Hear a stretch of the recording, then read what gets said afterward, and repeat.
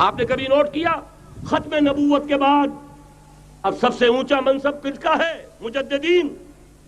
سنن ابی داؤد کی روایت ان اللہ یبعث فی هذه الامہ علی راس کل 100 عام من یجدد لها دینها.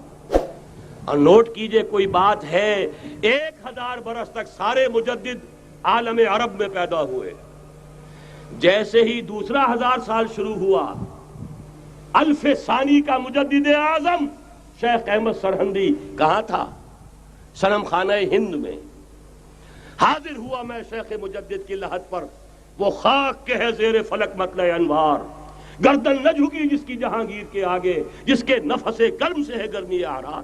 وہ پھر 12ویں صدی کا مجدد اعظم امام الہند شاہ ولی اللہ دہلوی، 13ویں صدی کا مجدد اعظم سید احمد بریلوی، اس کے خون کا امین اور اس کے ساتھ کے شہداء کے خون کا امین، ان کے جسموں کا امین آپ کا خطہ ہزارہ، آپ کا خطہ سوات، اس میں ان کی جانیں ہیں جو دی گئی ہیں. اور وہ نہایت میں آپ سے عرض کر دوں دور صحابہ کے بعد اتنا خالص اسلامی جہاد پوری مسلمان تاریخ میں نہیں ملے گا جتنا وہ تحریک شہیدین کا تھا. 14ویں صدی ہجری میں شیخ الہند جیسا مجاہد اعظم کہ انگریز نے گرفتار کر کے قید بھی کیا ہے تو کہاں ہندوستان میں نہیں، کہاں جزیرہ سائرس کیا نام تھا، مالٹا، جزیرہ مالٹا بحر روم میں. اقبال کے نفس سے ہے لالے کی آگ تیز، ایسے غزل سرا کو چمن سے نکال دو. کہیں ہندوستان کی کسی جیل میں ہوا تو شاید اس کے نفس کی گرمی ہی سے کوئی حرارت پیدا ہو جائے. اور اسی صدی میں 14ویں صدی ہجری میں اقبال جیسا مفکر، اسی 14ویں صدی ہجری میں مودودی جیسا مصنف، اسی 14ویں صدی ہجری میں مولانا الیاس جیسا مبلغ رحمہم اللہ، عظیم شخصیتیں. آج پورے عالم اسلام میں آپ کو تبلیغی دوست ملیں گے. یہ کہاں سے شروع ہوئی تحریک؟ دہلی کی ایک چھوٹی سی مسجد سے. وہ مسجد بنگلے والی اب تو بڑی عالیشان ہو گئی ہے، جب وہاں شروع ہوا تھا کام بڑی چھوٹی سی مسجد. یہ سارے کام یہاں کیوں ہوئے؟ پورا عالم اسلام آزاد ہوا، کہیں نعرہ اسلام کا نہیں لگا، کہیں عرب قومیت پر، کہیں کسی اور عصبیت پر تحریکیں چلی ہیں. صرف تحریک پاکستان تھی کہ پاکستان کا مطلب کیا؟ لا الہ الا اللہ.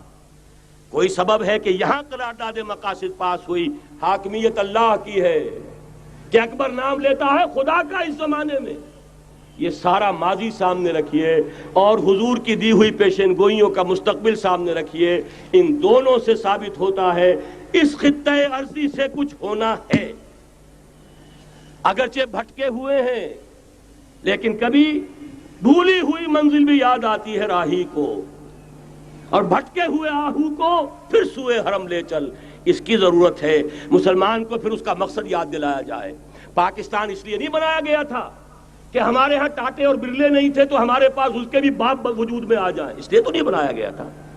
پاکستان اس لیے نہیں بنایا گیا تھا کہ جاگیرداروں کی جاگیرداریاں محفوظ ہو جائیں. پاکستان اس لیے تو نہیں بنایا گیا تھا. اور یہ کہ نمازیں اور مسجدیں تعمیر ہو جائیں، مسجدیں تو امریکہ میں تعمیر ہو رہی ہیں عالی شان سے عالی شان، اس لیے پاکستان نہیں بنا تھا. آج بھی مسلمان، میں معذرت سے عرض کر رہا ہوں مولانا سے، آج بھی بھارتی مسلمان کی ایوریج نمازی ہونے کے اعتبار سے پاکستانی مسلمان سے کہیں بہتر ہے. آج بھی برقع نظر آ جائے گا تو ہندوستان میں نظر آ جائے گا. میں نے اپنی آنکھوں سے دیکھا چند سال پہلے جب مکہ مسجد حیدرآباد دکن میں 3 دن مسلسل میری تقریریں ہوئی ہیں، 10,000 مرد اور 5,000 خواتین، اور ان میں سے کوئی بغیر برقعے کے نہیں تھی. ایک سیلاب نظر آ رہا تھا برقعوں کا کہ جب جلسہ ختم ہوا ہے رات کے 12 بجے 3 دن تک متواتر. یہاں کہاں نظر آئے گا برقع آپ کو؟ یہاں تو جس کے بعد 2 پیسے ہو گئے اس نے سب سے پہلے برقع اتار کے پھینک دیا. معلوم اچھی طرح سمجھ لیجئے یہ چیزیں تو وہاں زیادہ ہیں یہاں کی نسبت. اصل ضرورت تھی کہ یہاں اس نظام کو قائم کیا جائے، وہ نظام عدل اجتماعی، وہ جس میں حریت ہو، جس میں عام آدمی بھی خلیفہ وقت کو ٹوک سکے. یہ کرتا کیسے بن گیا؟ ایک خاتون بھی کھڑی ہو کر دامن پکڑ لے، عمر تمہیں کیا حق ہے کہ ہمارے مہر کے اوپر پابندی لگا رہے ہو، جبکہ اللہ نے نہیں لگائی. اللہ قرآن میں قنطارہ کا لفظ استعمال کر رہا ہے. ڈھیروں سونا دے دے کوئی شخص اپنی بیوی کو مہر کے اندر، طلاق دیتے وقت اس میں سے کچھ نہیں لے سکتا. آپ کون ہوتے ہیں ہمارے حق کے اوپر پابندی لگانے والے؟ اور عمر نے کہا آج ایک بڑھیا نے وہ اب عمر کو دین سکھایا، آرڈیننس واپس۔ حضرت سعد بن ابی وقاص رضی اللہ تعالی عنہ جو فاتح ایران تھے، وہ گورنر ایسے ہی نہیں بن گئے تھے ریوڑیاں بٹی ہو اور گورنری مل گئی ہو، وہ تو خود فاتح تھے ایران کے، اس لیے گورنر تھے۔ صرف ایک پرچہ پہنچا ہے بارگاہ خلافت میں، حضرت عمر فاروق کے پاس انفارمیشن آئی سعد نے اپنے گھر کے باہر ڈیوڑی بنا لی ہے اور ایک دربان کھڑا کر دیا ہے، حضرت بلال کو بھیجا ہے رقعہ دے کر، اور یہ حکم تھا کہ بلال پہلے تو جاتے ہی ڈیوڑی میں آگ لگا دینا، پھر یہ رقعہ دینا میرا۔ اور رقعے میں لکھا ہوا تھا اے سعد، لوگوں کو ان کی ماں انہیں آزاد جانا تھا، تم نے انہیں اپنا غلام کب سے بنا لیا ہے؟ یہ دربان کھڑے کر دیا اپنے آگے۔ وہ حریت، وہ مساوات کہ جا رہا ہو خلیفہ وقت اور چارج لینے جا رہا ہے بیت المقدس کا، کوئی ذاتی علاج کے لیے نہیں جا رہا، سیر و سیاحت کے لیے نہیں جا رہا، چارج لینے کے لیے بالکل سرکاری وزٹ ہے، آفیشل وزٹ ہے، اسٹیٹ وزٹ ہے۔ اور حال کیا ہے؟ 700 میل کا فاصلہ طے کرنا اور ایک اونٹنی، کوئی انٹوریج نہیں، کوئی خدم و حشم نہیں، کوئی جمبو جٹ بھرے ہوئے نہیں، کچھ نہیں، ایک اونٹنی ایک خادم۔ اس ایک اونٹنی پر چونکہ راستے کا راشن بھی ہے لہذا 2 آدمی نہیں بیٹھ سکتے، ایک بیٹھ سکتا ہے۔ ایک منزل خلیفہ وقت بیٹھا ہوا ہے اوپر اور خادم نکیل پکڑ کر چل رہا ہے، اگلی منزل خادم اوپر بیٹھا ہے اور خلیفہ وقت عمر بن الخطاب رضی اللہ تعالی عنہ اور وہ آگے آگے نکیل پکڑ کر چل رہے ہیں۔ یہ نظام چاہیے آج نوع انسانی کو۔